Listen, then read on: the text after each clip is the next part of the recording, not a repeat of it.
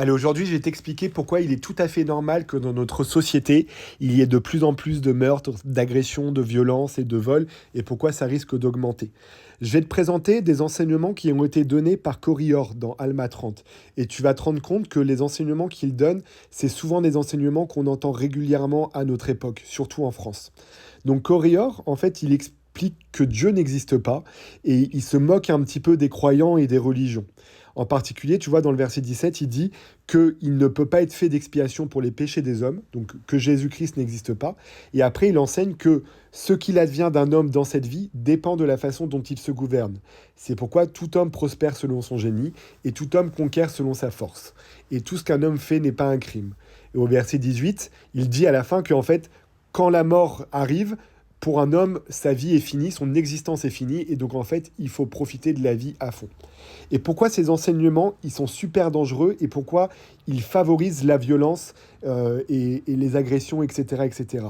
Et bah tout simplement, parce que si notre vie, elle est finie, et qu'en fait, ce qui compte, c'est maintenant, et ben en fait, évidemment qu'on va être méchant, qu'on va penser qu'à soi-même, et qu'on va pas considérer l'autre. Parce qu'en fait, si ma vie se résume à cette existence terrestre et que je vois que mon voisin a des biens, a de l'argent, ben en fait, pourquoi je n'irais pas le voler? Pourquoi moi, je n'aurais pas le droit aussi à avoir, à profiter de la vie?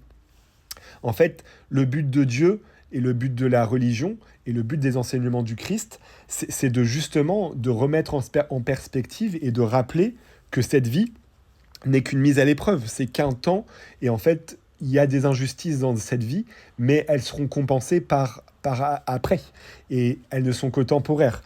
Mais le souci de ce genre d'enseignement, et qui exclut en fait toute spiritualité, c'est que en fait, la seule loi qui prévaut, c'est la loi du plus fort. Et aucune loi, et les lois morales n'ont plus aucune valeur, parce qu'en fait, Dieu n'existe pas et que cette vie n'est que temporaire. Donc voilà, je voulais te partager ça. Et encore une fois, j'espère qu'on prendra qu'on rajoutera de la spiritualité dans notre société, qu'on rajoutera les principes de la religion, même si c'est pas une religion en particulier, mais rappeler que Dieu existe.